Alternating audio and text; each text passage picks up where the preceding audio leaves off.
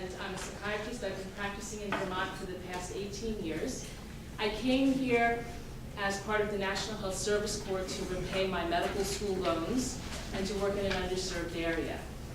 I have found my clinical experience rich and meaningful, the community welcoming, and the state exquisite, and so I stayed.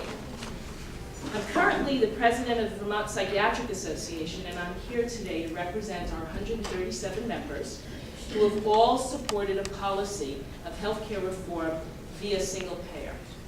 The reason for that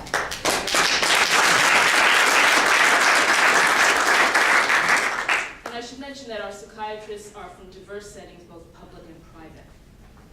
The reason for that is every day our members witness the suffering of their patients and the devastating consequences of the lack of access to psychiatric care as a result of aggressive insurance practices that unfairly limit and deliberately create obstacles to care. They have watched as nonprofit insurance company Blue Cross Blue Shield of Vermont carved out the benefits for the most vulnerable and stigmatized psychiatric patients to a for-profit, out-of-state managed care company that's called Magellan. Magellan's primary responsibility is to their stockholders, and there's no surprise that getting care authorized is frequently a problem. In fact, it's often a problem. In addition, the indirect time that doctors have to spend in their office getting authorization for the treatment of routine conditions leads many psychiatrists to opt out of those plans, which makes Magellan happy because they make more money, but there's a crisis in access that's extraordinary. I have a waiting list that is months.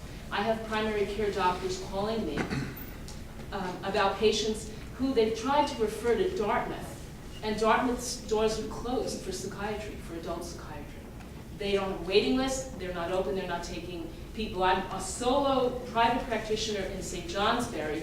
These are the people that I put on a waiting list and try my best to see. I would have more psychiatrists coming to St. Johnsbury, Vermont, if there was a saner approach to the financing of healthcare, and people would be served. It's a beautiful place to live, but it's a hard place to practice.